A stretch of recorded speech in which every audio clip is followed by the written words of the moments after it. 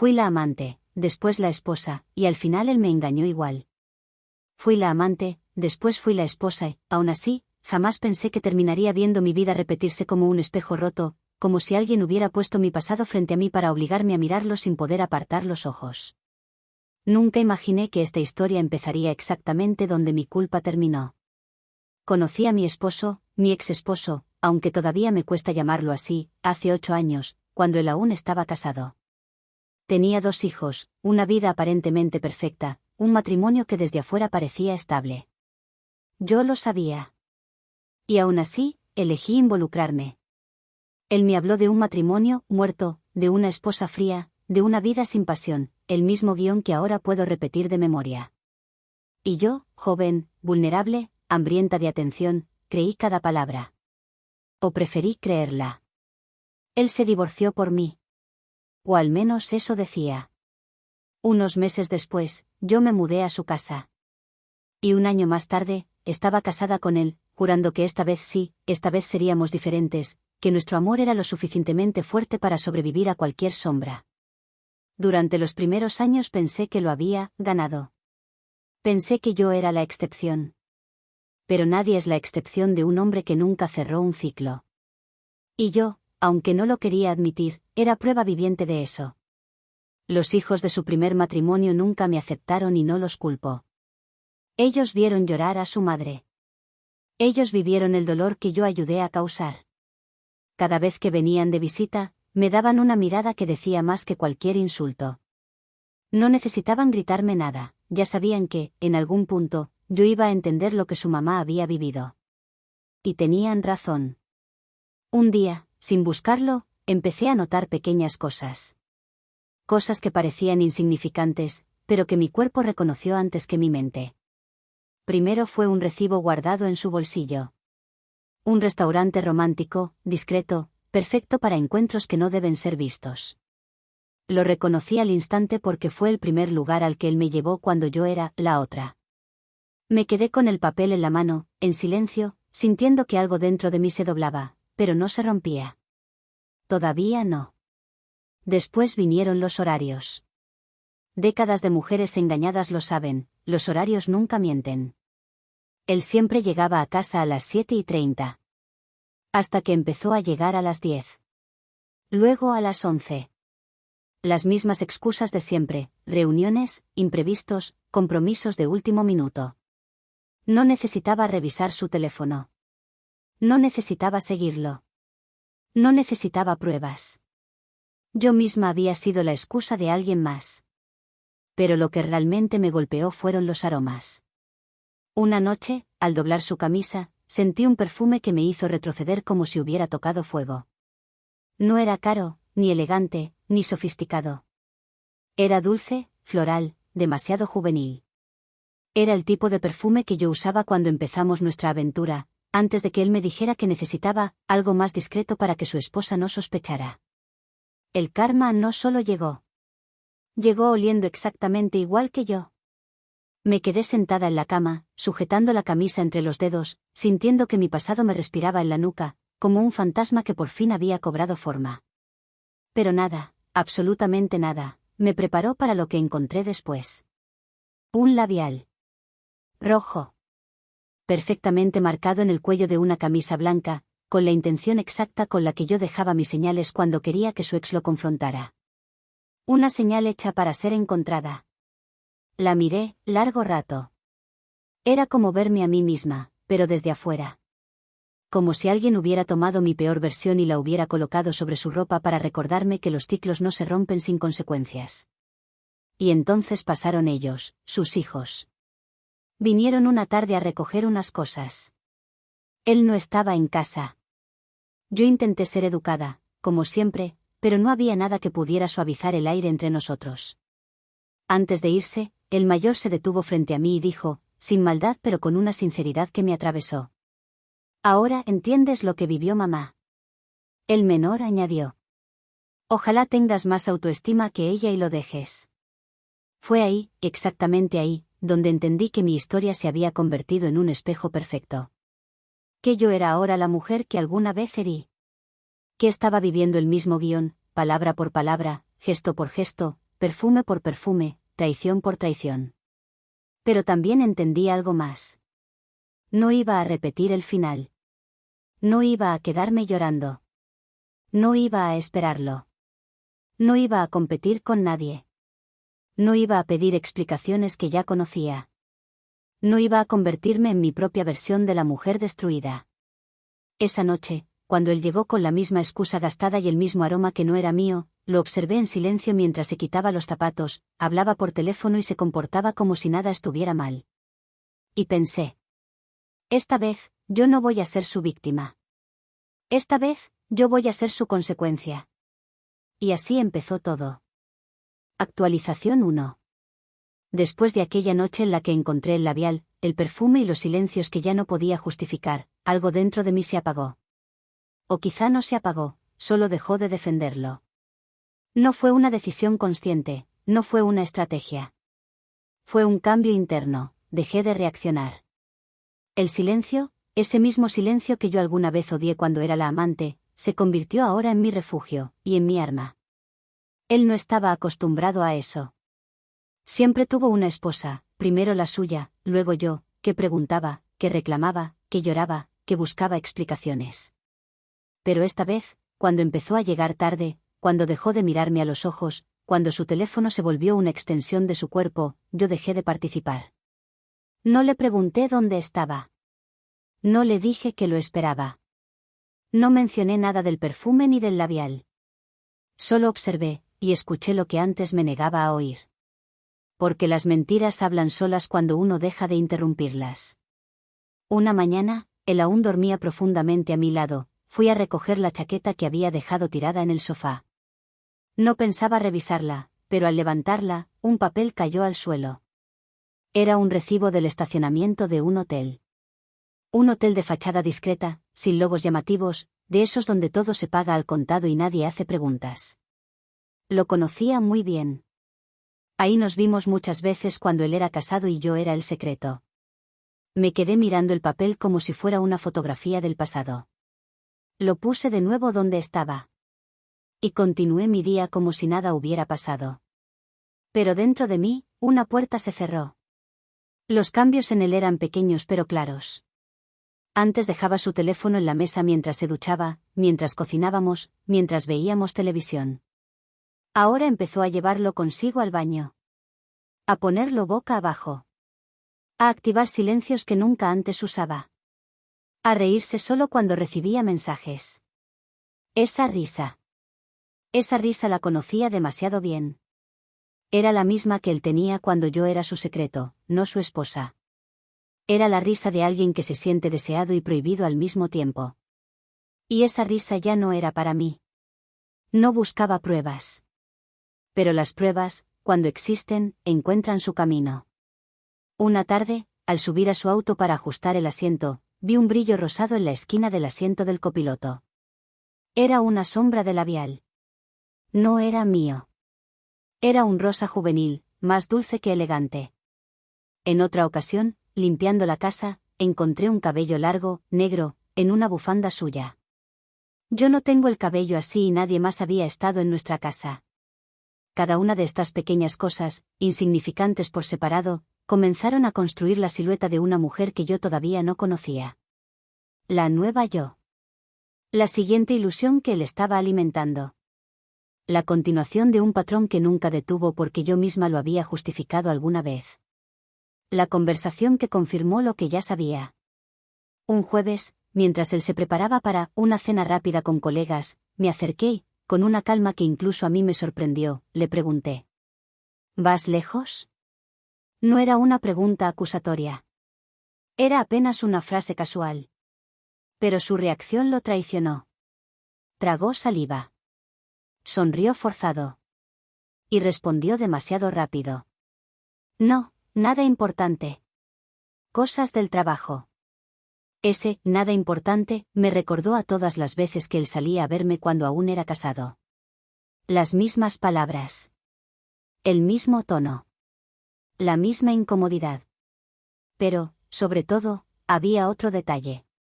Esa noche había elegido ponerse la camisa que yo más amaba, pero sin siquiera pensar en mí. Y el aroma en su cuello. 2 perfumes mezclados. El suyo, y el de alguien más. No pregunté nada más. No mencioné lo evidente. Le di un beso suave en la mejilla, casi mecánico, y lo dejé salir por la puerta. Sentí que esa fue la última vez que lo vi como esposo. Los hijos que dijeron lo que yo no me atrevía a pensar. Ese mismo fin de semana, sus hijos vinieron a recoger unas cosas. Ya eran adultos. Madurez mezclada con un resentimiento silencioso que nunca disimularon conmigo. Yo traté de ser respetuosa, como siempre. Cuando estaban por irse, el mayor me miró fijamente y dijo, sin rencor pero sin suavidad: «Ahora entiendes lo que vivió mamá». El menor añadió, con una sinceridad que me desarmó: «Solo espero que tú seas más fuerte que ella y que no sigas con él». Me quedé inmóvil. No supe qué decir. No porque sus palabras fueran crueles, sino porque eran verdaderas. Ellos estaban viendo lo que yo por fin aceptaba, que mi historia era la repetición exacta de un pasado que yo misma ayudé a provocar. Pero esta vez, la mujer traicionada era yo. Y la mujer que debía salvarse, también era yo. Durante días seguí sin confrontarlo. No por miedo. No por dependencia. No por costumbre. Sino porque algo dentro de mí se estaba reorganizando. Era como si mi dolor se estuviera ordenando para dar paso a algo más grande. Determinación. No lloré ni una sola vez. No lo seguí. No revisé su teléfono. Ya no necesitaba pruebas. Ya no necesitaba confirmaciones. Yo sabía. Y él sabía que yo sabía. Y lo más importante. Yo sabía que él sabía que esta vez no iba a soportar lo que su ex soportó. Había llegado el momento en que mi silencio se convertiría en movimiento. Porque una mujer que deja de justificar lo injustificable empieza a escribir su venganza sin necesidad de levantar la voz. Actualización 2. El silencio duró semanas. Y aunque desde afuera podía parecer resignación, en realidad era todo lo contrario, era una especie de laboratorio interno donde yo estaba viendo, con una claridad casi cruel, quién era él, y quién había sido yo al lado de ese hombre. Él, al principio, se relajó. Los hombres como él confunden el silencio con comodidad. Creo que pensó que ya se me había pasado, que mis sospechas eran solo ideas, que yo estaba volviendo a ser la esposa funcional que se acomoda, se adapta, se traga lo que no entiende y sonríe para no perder la estabilidad. Pero no entendía que mi silencio esta vez no era miedo. Era observación. Era planeación. Noté pequeños detalles en su lenguaje que antes se me escapaban. Cuando hablaba por teléfono y yo entraba en la habitación, hacía esa pausa mínima que delata a quien está editando la verdad en tiempo real. Cuando mencionaba el trabajo, sus frases se volvían genéricas, como si ya las hubiera ensayado tantas veces que no recordaba con quién las había usado antes. Un día incluso se le escapó, dijo el nombre de una calle donde yo sabía que no había oficinas, pero sí un conjunto de apartamentos amueblados para estancias cortas. Fingí no escucharlo. Tomé mi café, asentí, cambié de tema. Por dentro, solo sumé ese dato a un archivo que nadie más veía, pero que cada día pesaba más dentro de mí. Lo que no sabía era que yo ya no estaba mirando solo hacia nuestro presente. También había decidido mirar hacia atrás. La llamada que nunca pensé hacer. Una tarde, mientras él decía que saldría tarde por un cierre importante, abrí el chat de una persona que durante años había evitado por pura culpa, su exesposa. Tenía su número desde hacía tiempo, más por logística con los hijos que por otra cosa. Siempre mantuvimos conversaciones cortas, correctas, casi frías. Dos mujeres orbitando alrededor del mismo hombre, fingiendo que solo las unía un calendario de visitas. Esa tarde escribí algo que jamás pensé que escribiría. Hola. No sé si sea apropiado, pero creo que necesito hablar contigo como mujer, no solo como la esposa de él. Si no te sientes cómoda, lo entenderé. Tardó en responder. Minutos que se sintieron como horas. Cuando finalmente apareció él escribiendo, sentí un nudo en el estómago que no tenía que ver con él, sino conmigo. Imaginé que este día llegaría, dime cuándo y dónde. Supuse que lo sabía, por lo que sus hijos habían notado. Nos vimos en una cafetería discreta, lejos de la casa, lejos del trabajo, lejos de cualquier escenario en el que él pudiera aparecer por casualidad. Cuando la vi entrar, me di cuenta de que nunca la había mirado de verdad. La había observado como rival, como sombra, como fantasma vivo de una culpa que siempre quise minimizar. Pero nunca la había visto como lo que era, una mujer que había sido herida exactamente en el mismo lugar donde yo estaba sangrando ahora. No hubo escena. No hubo reproches histéricos. No hubo, me quitaste a mi marido, ni nada parecido. Solo dos mujeres cansadas. Vas a decirme que te está engañando, dijo ella primero, sin rodeos. Se te nota en la cara, yo también tuve esa cara. Tragué saliva. Le conté del perfume, del labial, de los horarios, de la risa que ya no era para mí. Mientras hablaba, sentía que en realidad le estaba narrando su propia historia con nombres ligeramente editados. Ella escuchó en silencio, con el tipo de serenidad que solo se adquiere después de haber llorado todo lo que se podía llorar. No me sorprende, dijo al final. Él ya me engañaba contigo cuando me juraba que era la primera vez. Y antes, hubo otra. Y antes, una aventura que nunca pude comprobar, pero que ahora sé que fue real. Tú fuiste la que duró más, pero no fuiste la primera. Y, por lo que me estás contando, tampoco serás la última. Esa frase me perforó más que cualquier insulto. No me lo dijo para lastimarme. Me lo dijo como diagnóstico. Me confesó cosas que yo no sabía. Que él también jugaba a la víctima conmigo cuando hablaba de ella. Que ya antes había usado el mismo guión, mi matrimonio está muerto, ella no me entiende, contigo me siento vivo.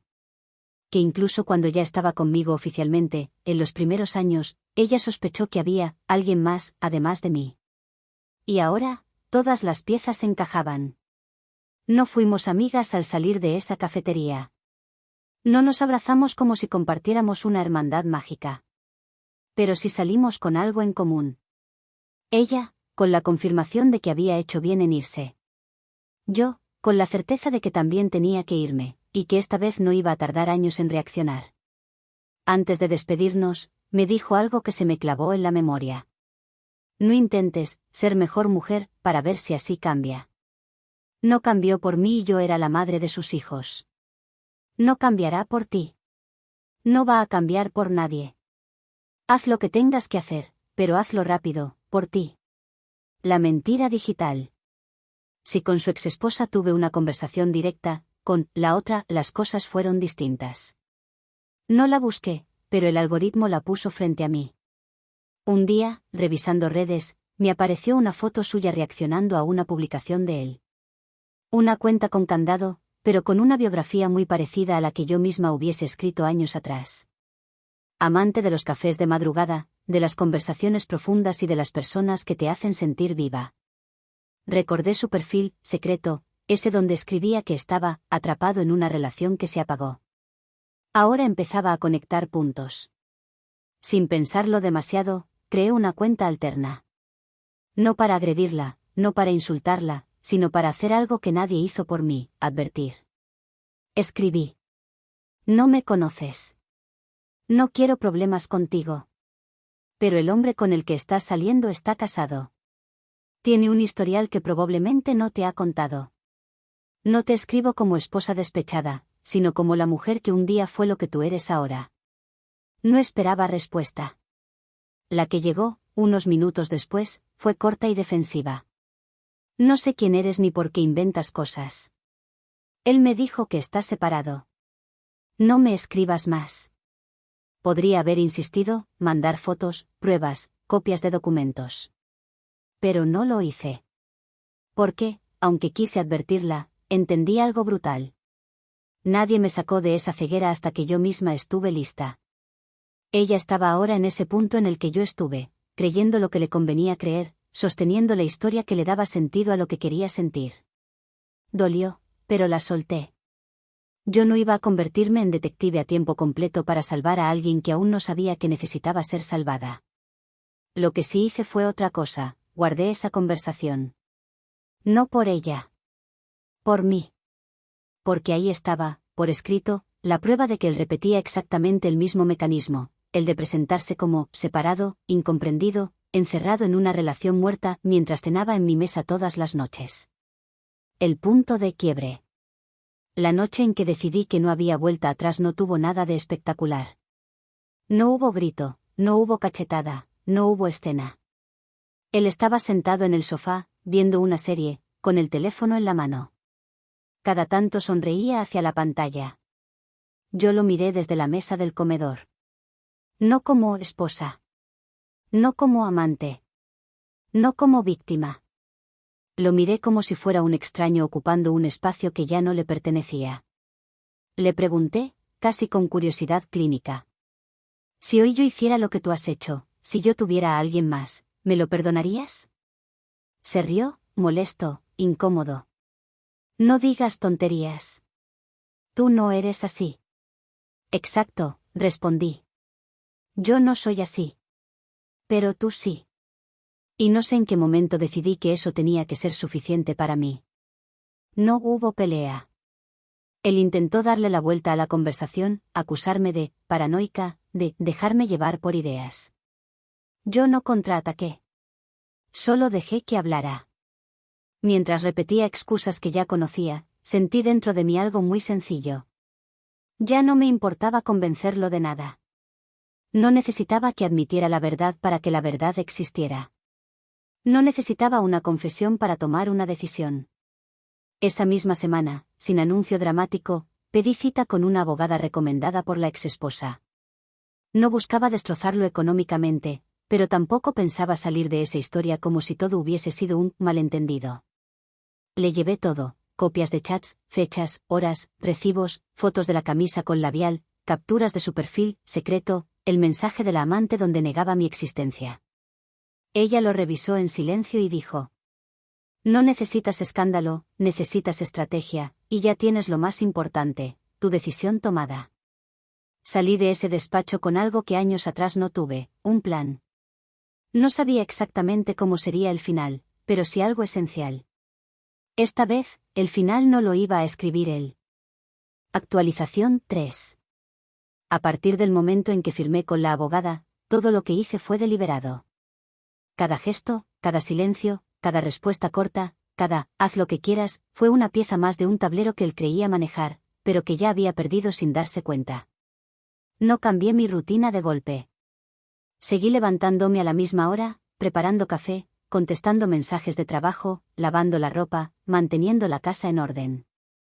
Por fuera, parecía la misma. Por dentro, ya no estaba ahí.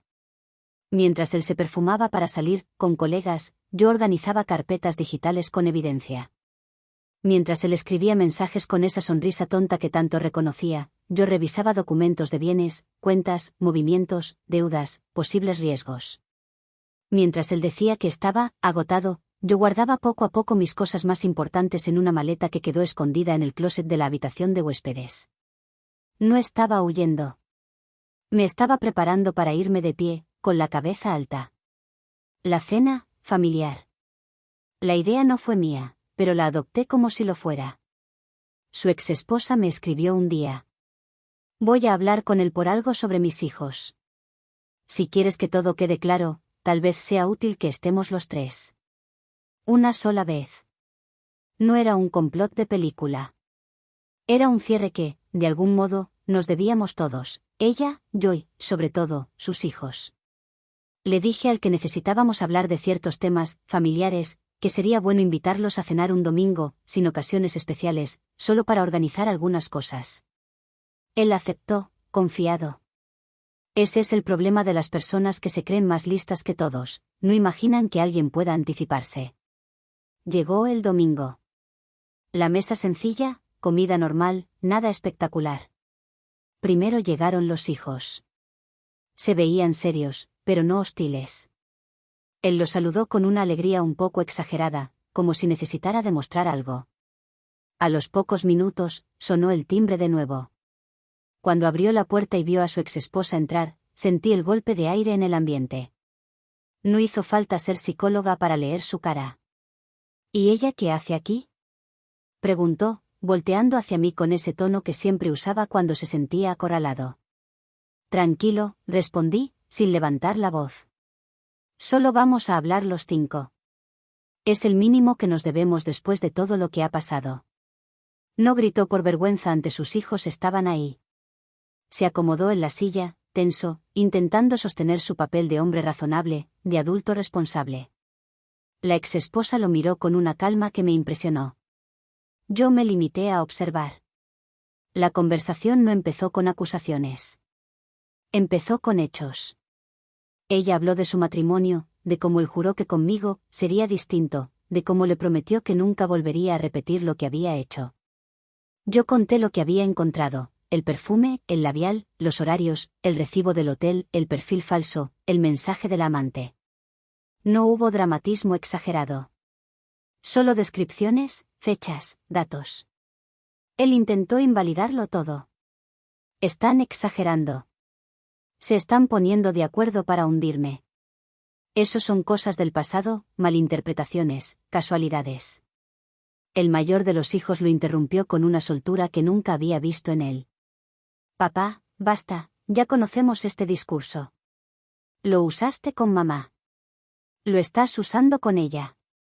Siempre es culpa de las interpretaciones, nunca tuya. El silencio que siguió fue demoledor. Por primera vez, no era una mujer contra él. Eran 4 personas contra él. Y 2 de ellas eran las personas que él más había dado por sentadas, sus propios hijos. Saqué entonces un sobre que tenía reservado. Lo puse sobre la mesa, esta vez sin temblar. No he organizado esta cena para destruirte, dije. La he organizado para dejar de vivir dentro de tu mentira. Estos son los papeles del divorcio. Ya están revisados por mi abogada. No estoy aquí para pedirte permiso. Solo para informarte. Él palideció. Lo vi mirar el sobre como quien mira un abismo.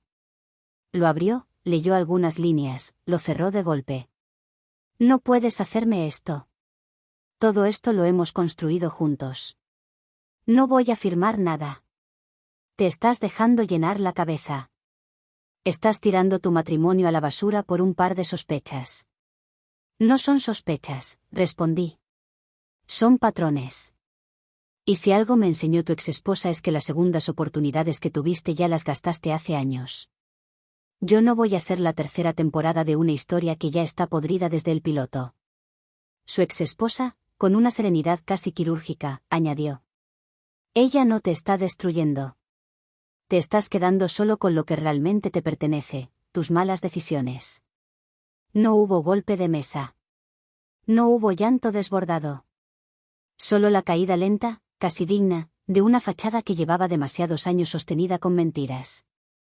Días después, su otra realidad empezó a colapsar. No porque yo la buscara, sino porque la verdad, cuando se libera en un lado, suele filtrarse por todas las grietas. Su amante, aquella que me respondió que él estaba separado, terminó enterándose de todo. No por mí. Por alguien más, un compañero de trabajo que la conocía de vista y que un día la vio con él, demasiado cerca, en un café donde todos sabían que él era un hombre casado. El chisme hizo el resto. En su entorno laboral comenzaron los rumores. Ella, avergonzada, lo encaró. Él hizo lo de siempre, negar, minimizar, culpar a las exageraciones de los demás. Pero esta vez no funcionó. Ella lo bloqueó. El exnovio de ella apareció en escena, dispuesto a recuperarla y allí ya nada dependió de mí. Lo observé todo desde lejos. No sentí placer morboso ni necesidad de disfrutar su caída. Lo que sentí fue algo distinto. Por primera vez, yo no estaba en el centro del desastre. El desastre era suyo. Yo solo me estaba apartando del camino. La despedida real. El día que me fui no tuvo el dramatismo que él seguramente esperaba. No lo esperé para lanzar maletas por las escaleras ni para romper fotografías. Habíamos tenido ya varias conversaciones frías, largas, donde él alternaba entre la súplica, la rabia y la manipulación emocional. Recuerda cómo nos conocimos, lo nuestro siempre fue especial, nadie te va a amar como yo, todos cometemos errores. Frases vacías que, años atrás, me habrían doblado. Ya no. Una mañana, cuando él salió para resolver unas cosas del trabajo, saqué la maleta que llevaba semanas preparada. Tomé mis documentos, mi ropa, los pocos objetos con los que realmente me identificaba. Recorrí la casa con la mirada. No para extrañarla, sino para despedirme de la versión de mí que se quedó pegada a esas paredes. Dejé las llaves sobre la mesa. Un sobre, diferente al anterior, con una nota breve. No necesito más explicaciones. Todo lo que tenía que entender, ya lo entendí. No te deseo mal. Solo no te deseo en mi vida. No esperé su reacción.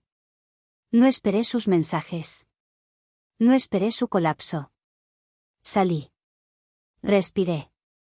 Y, afortunadamente, la historia no terminó con él cerrando la puerta detrás de mí, sino conmigo decidiendo cuál puerta iba a cruzar. Actualización final. Han pasado 3 meses desde que dejé la casa. 3 meses desde aquella cena en la que todas las piezas se acomodaron frente a él sin que pudiera desviarlas. 3 meses desde que dejé de explicar por qué me dolía lo que me dolía y empecé, simplemente, a tomar decisiones. Pensé que iba a extrañar la rutina, incluso el ruido de sus llaves al entrar, el sonido de la ducha, la taza de café compartida. No lo hice. Lo que extrañé fue algo distinto, a la mujer que fui antes de conocerlo. Esa que tomaba decisiones sin pedir permiso, que no competía con nadie por migajas de atención, que no se justificaba por querer tranquilidad. El vacío que todos me advirtieron que sentiría nunca llegó como lo imaginé. No fue un hueco negro. Fue más bien un espacio silencioso, blanco, en el que pude empezar a colocar cosas mías. Libros que siempre quise leer y nunca teníamos tiempo. Música que a él le molestaba. Colores que él consideraba demasiado femeninos. Olores que odiaba pero que a mí siempre me hicieron sentir en casa. Dormí la primera noche en mi nuevo apartamento con miedo de no poder pegar un ojo. Me desperté 8 horas después, sin haber revisado mi teléfono, sin haber interpretado miradas, sin haber contado minutos, sin tener que oler ninguna camisa. Me di cuenta de que mi cuerpo llevaba años durmiendo en modo alerta, como quien espera que le robaran. He ido desactivando alarmas internas una por una. He cocinado solo para mí, sin pensar si le va a gustar. He salido a caminar sin avisar cuánto tardaré. He dicho que no a planes que no me apetecían, sin sentir que tenía que compensarlo de alguna manera. Cuando la gente pregunta si ya conocía a alguien, sonrío. Porque sí, conocí a alguien. A mí. Sin versión corregida para encajar en el molde de nadie. Sin edición para ser la esposa perfecta, la amante perfecta, la mujer que entiende todo, la mujer que cree que todo vale la pena por amor. No le deseo lo peor a él. Sería seguir atada. Solo quiero que viva con lo que realmente es, sin cuerpos que amortiguen sus caídas. Sé por terceros que sus hijos se han distanciado aún más. Sé que en el trabajo ya no lo ven como el hombre encantador, sino como el hombre del lío. Sé que intenta escribir una nueva historia con alguien más, pero ya no me interesa si lo consigue o no. Mi verdadera venganza no fue descubrirlo, ni exponerlo, ni verlo caer. Mi verdadera venganza fue no quedarme. Fue no repetir el papel de su exesposa. Fue no convertirme en una versión más desgastada de mí misma, esperando a que su próxima mentira fuera lo bastante grande para reaccionar. Hoy, estoy sola. Pero no estoy vacía. Estoy completa. He aprendido que la soledad no es ausencia de alguien más, sino presencia mía. Y si algún día llega alguien que quiera compartir esta vida conmigo, tendrá que hacerlo desde el respeto absoluto a eso. A que yo ya sé lo que es perderme por un hombre. Y no pienso volver a hacerlo. Si no llega nadie, también está bien. Porque por primera vez, mirar al espejo y verme sin culpa, sin competencia y sin miedo. Ya se siente como un final feliz.